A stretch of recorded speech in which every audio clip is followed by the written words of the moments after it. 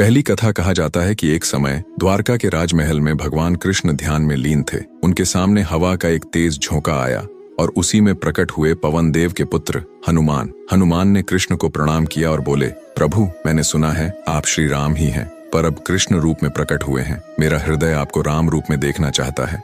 कृष्ण मुस्कुराए। उन्होंने अपनी बांसुरी को होंठों से लगाया और जैसे ही एक मधुर स्वर निकला, हनुमान की आंखों के सामने श्री राम का रूप प्रकट हो गया। सीता, लक्ष्मण और अयोध्या का दृश्य सब मानो जीवित हो उठे। हनुमान की आंखों से आंसू बह निकले। वे दंडवत होकर बोले, प्रभु, रूप बदल जाए, युग बदल जाए, लेकिन मैं तो बस आपका दास ही रहूंगा। कृष्ण ने आगे बढ़कर उन्हें गले लगाया और कहा, और मैं युग युग तक तुम्हारे प्रेम का ऋणी रहूंगा। दूसरी कथा महाभारत के युद्ध के बाद अर्जुन के मन में यह भावना आ गई कि वे कृष्ण के सबसे बड़े भक्त हैं। उन्होंने युद्ध में कृष्ण को सारथी के रूप में पाया, उनसे ज्ञान प्राप्त किया और सोचा कि शायद कोई उनकी भक्ति से बढ़कर नहीं हो सकता। लेकिन भगवान भली भांति जानते थे कि सच्ची भक्ति सिर्फ पूजा या संगति में नहीं, बल्कि निस्वार्थ त्याग और प्रेम में होती है। कृष्ण ने अर्जुन का यह अहंकार तोड़ने के लिए उन्हें एक और भक्त से मिलाने का विचार किया, राजा मोरध्वज। राजा मोरध्वज भक्ति में इतने गहरे थे कि उनके जीवन का हर क्षण कृष्ण के नाम और सेवा में बीतता था। कृष्ण ने ब्रह्म रूप एक साधु का वेश धारण किया और राजा मोरध्वज के दरबार में पहुंचे। उनके साथ अर्जुन भी थे, लेकिन अर्जुन को पता नहीं था कि यह लीला सिर्फ उनकी सीख के लिए है। परीक्षा का क्षण साधु रूपी कृष्ण ने राजा से कहा, राजन, मेरा शेर बहुत भूखा है, उसे केवल मनुष्य का मांस चाहिए। राजा मोरध्वज ने बिना किसी झिझक के कहा, आप जो कहेंगे वह होगा। जब साधु ने स्पष्ट किया कि उन्हें उनके स्वयं के पुत्र का मांस चाहिए, तब भी राजा का चेहरा नहीं बदला। वे अपने पुत्र को लेकर आए और बोले, यदि मेरे पुत्र का बलिदान आपको प्रसन्न कर सकता है तो यह मेरे लिए सौभाग्य की बात है। उनका पुत्र भी पिता की भक्ति और भगवान के प्रति समर्पण में पूरी तरह तैयार था। जैसे ही राजा अपने पुत्र को बलिदान देने को आगे बढ़े, साधु के वेश में खड़े कृष्ण ने अपना असली रूप प्रकट किया, पीतांबर, मोर मुकुट और उनके मुख पर मधुर मुस्कान। कृष्ण ने कहा, राजन, तुम्हारी भक्ति की गहराई देख ली, मैं तुम्हारे पुत्र को कभी कष्ट नहीं होने दूंगा। उन्होंने अपने वृद्ध हाथ से पुत्र को सकुशल जीवित खड़ा कर दिया। अर्जुन की सीख। अर्जुन ने यह सब देखा और उनकी आंखों से आंसू बहने लगे। उन्होंने समझा कि सच्चा भक्त वह है जो बिना किसी स्वार्थ, बिना किसी शर्त के अपना सब कुछ भगवान को अर्पित कर दे। तीसरी कथा। वृंदावन की एक सुनहरी सुबह गोकुल की गलियों में खुशबू फैली थी और यमुना किनारे कान्हा अपनी बांसुरी पर मधुर राग छेड़ रहे थे। वो धुन ऐसी थी कि पत्ते भी हवा में थम जाते, गायें चरना भूल जाती और गोपियां अपने काम छोड़कर बस सुनती रह जाती। एक दिन वृंदावन में दूर दराज से एक गायक आया। कपड़ों से साफ था कि वह यात्राओं से थका है, लेकिन आंखों में संगीत के लिए प्यास थी। वह कान्हा के पास आकर बोला, लाला, आपकी बांसुरी की धुन ने तो मेरा दिल छू लिया है। क्या मुझे ये बांसुरी मिल सकती है? शायद इससे मेरा भी स्वर पवित्र हो जाए।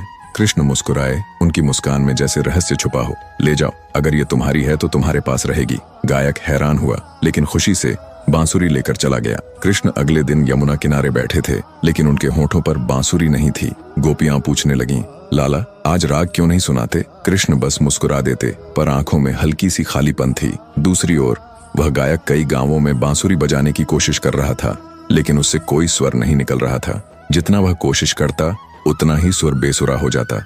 रात को उसे सपनों में वही धुन सुनाई देती, लेकिन धुन हमेशा कान्हा के होठों से निकलती, उसके हाथों से नहीं। एक रात गायक गहरी नींद में था। उसकी मुट्ठी में बांसुरी कसकर पकड़ी हुई थी। अचानक बांसुरी हल्की हल्की कांपने लगी, जैसे उसमें कोई जीवन हो। धीरे धीरे वह उसके हाथ से फिसलकर हवा में तैरने लगी और बिना किसी हाथ के यमुना किनारे की ओर उड़ चली। गायक घबराकर उसके पीछे दौड़ा। सुबह की पहली किरणों के बीच उसने देखा कृष्ण वहीं उसी स्थान पर बैठे हैं और बांसुरी उनके होठों पर है। वही मधुर धुन, वही मुस्कान और आसपास गायें, मोर और गोपियां मंत्रमुग्ध। गायक ने हाथ जोड़कर कहा, कान्हा, ये बांसुरी मेरे पास क्यों नहीं रही? कृष्ण ने धीरे से कहा, क्योंकि ये मेरी है। जो मेरा होता है वो चाहे जहाँ जाए अंत में मेरे पास लौट आता है। इस संसार में हम चाहे कितना भी दूर चले जाएं, अगर हम सच में भगवान के हैं तो एक दिन हर हाल में हम उन्हीं के पास लौट आते हैं। चौथी कथा। गोकुल के एक छोटे से घर के आंगन में यशोदा माँ लकड़ी के मथाने से दही मथ रही थीं। बगल में माखन से भरा मटका रखा था जिसकी सफेदी मोतियों जैसी चमक रही थी। लेकिन यशोदा को पता नहीं था कि उनकी नजरों से ओझल घर की छत पर एक नन्हा सा नटखट बैठा है, नीलवर्ण पीताम्बर पहने, सिर पर मोरपंख और होठों पर शरारती मुस्कान। हमारा कान्हा। धीरे धीरे बिना आवाज किए कृष्ण रस्सियों का सहारा लेकर नीचे उतरते हैं। एक हाथ से माखन उठाते हैं, दूसरे हाथ से मटका झुलाते हुए खाते हैं। उनकी आंखों में वो चमक थी जैसे कोई योद्धा युद्ध जीत गया था। जैसे ही यशोदा माँ पीछे मुड़ती हैं, उन्हें माखन से सना नन्हा चेहरा दिखता है। अरे माखन चोर, फिर पकड़ा गया तू। यशोदा गुस्से में भी मुस्कुरा रही थी।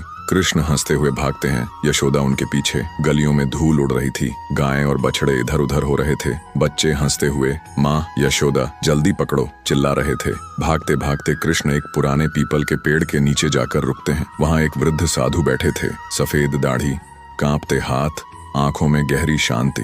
वो वर्षों से तपस्या कर रहे थे, लेकिन इस दृश्य को देखकर उनके होठों पर मुस्कान आ गई। साधु बोले, अरे लाला, तू तो सब जानने वाला है, सब देने वाला है, फिर क्यों करता है ये छोटी सी चोरी?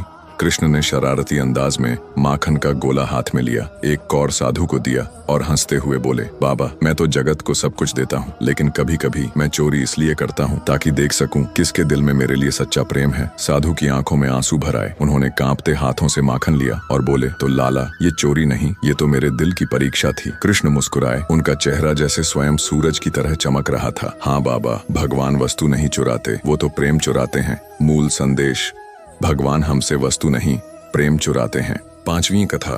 कन्हैया अपने बचपन की मस्ती में गायें चराते हुए निकल पड़े। उनके साथ बलराम और कुछ ग्वाल बाल भी थे। कृष्ण ने बांसुरी को अपने कंधे पर टांग रखा था और उनके मुख पर एक मासूम निश्चल मुस्कान खेल रही थी। गायें चराते चराते कृष्ण ने देखा कि एक कोने में एक वृद्ध गाय अकेली खड़ी है। उसकी आंखों में आंसू थे और वह अत्यंत कमजोर दिखाई दे रही थी। कृष्ण ने स्नेहपूर्वक उसके गले में हाथ डाला और कोमल स्वर में पूछा, माँ, तुम इतनी उदास क्यों हो? गाय ने करुणा भरे स्वर में उत्तर दिया, गोपाल, अब मेरी आयु हो चली है, न मैं तेज दौड़ सकती हूँ, न अधिक दूध दे सकती हूँ। लोग मुझे व्यर्थ समझने लगे हैं, पर तुम हर प्राणी को एक सा प्रेम देते हो। तुमने कभी मेरी कमजोरी का उपहास नहीं उड़ाया। कृष्ण मुस्कुराए और बोले, माँ, तुम मेरी माता के समान हो, तुम्हारा हृदय पवित्र है, इसलिए तुम मेरे लिए सदा प्रिय रहोगी। वृद्ध गाय की आंखों में कृतज्ञता के आंसू छलक उठे। उसने कृष्ण को अपने पास बुलाया और अपनी कोमल जिह्वा से उनके मस्तक को प्रेम पूर्वक स्पर्श किया। उसी क्षण एक दिव्य तेज प्रकट हुआ। गाय ने आशीर्वाद दिया, हे गोपाल, मेरा वरदान है कि तुम्हारा बचपन सदा सुंदर, चंचल और प्रेममय रहे। जो भी तुम्हें देखे वह तुम्हारे रूप और लीलाओं में मोहित हो जाए। कृष्ण ने हंसकर प्रणाम किया और तभी से उनका गोपाल सुंदर स्वरूप लोक कथाओं में अमर हो गया। एक ऐसा रूप जो सदैव बचपने, मासूमियत और मस्ती से भरा हुआ है। कहानी का संदेश। इस कथा से हमें यह शिक्षा मिलती है कि प्रेम और सम्मान कभी भी शरीर की शक्ति या उपयोगिता पर नहीं, बल्कि हृदय की पवित्रता पर आधारित होना चाहिए। जो दूसरों को सम्मान देता है, उसका रूप और चरित्र सदैव उज्जवल और आकर्षक बना रहता है। छठी कथा। यमुना किनारे हरी भरी घास, पेड़ों से छनकर आती हल्की हल्की धूप और ठंडी हवा। बस 5-6 साल के नन्हे कान्हा, सिर पर मोरपंख का मुकुट, पीताम्बर धारण किए, गले में वनमाला, आंखों में शरारत की चमक और होठों पर प्यारी मुस्कान। बलराम और ग्वालबाल गायें चराने निकले थे। कृष्ण कभी बांसुरी बजाते, कभी तितलियों के पीछे भागते, तो कभी मिट्टी से खेलते। सूरज को देखकर उत्सुकता। उस दिन आसमान बिल्कुल साफ था। सूरज सोने के गोले की तरह चमक रहा था। कृष्ण ने उसे निहारते हुए कहा, वाह, ये कितना सुंदर है, मैं इसे छूना चाहता हूँ। बलराम हंसकर बोले, कन्हैया, सूरज बहुत दूर है,